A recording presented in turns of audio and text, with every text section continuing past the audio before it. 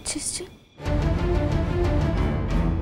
কেন এরকম ঘটনা পৃথিবীতে ঘটে না নাকি? আমি তো তোকে প্রথম থেকেই স্পষ্ট করে বলেছি সায়নী, যে এইটা আমার পক্ষে সম্ভব না। দেখ, আমি যে ধরনের মানুষ, তাতে আমি যাকে যে চোখে দেখি সারা জীবন তাকে সেই চোখেই দেখে যাই। মানে তুই আমার খুব ভালো বন্ধু ছিলি প্রথম থেকে, এখনো তুই আমার ভালো বন্ধু, আগামী দিনেও তুই আমার ভালো বন্ধুই থাকবি, অন্য কিচ্ছু হবে। ঠিক তেমনই কঙ্কাবতী আমার বউ, আর আমার বউয়ের জায়গাটা আমি অন্য কাউকে দিতে পারবো না। সবচেয়ে কি ভাবছিস তুই?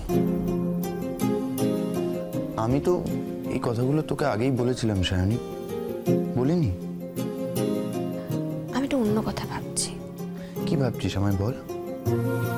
তুই যাকে এতটা ভালোবাসিস তার একটা স্টেডি বয়ফ্রেন্ড রয়েছে, আর সেটা জানা সত্ত্বেও তুই তাকে...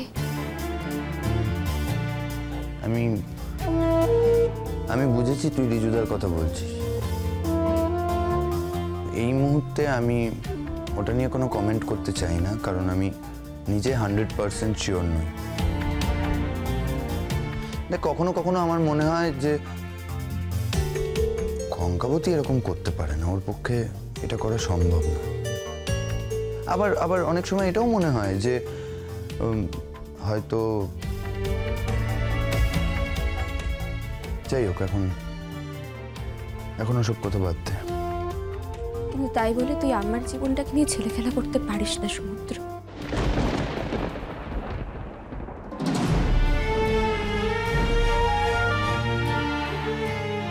আমি কি সত্যি তোর জীবন নিয়ে ছেলে খেলা করছিস সায়নী? করছিস,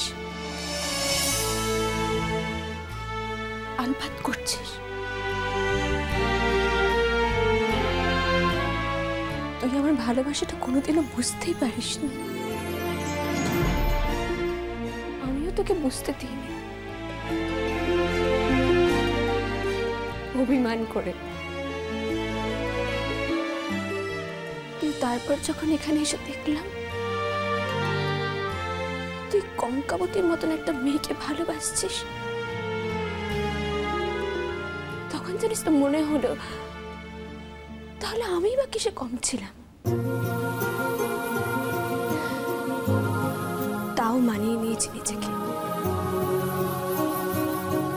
কিন্তু তুই যখন বললি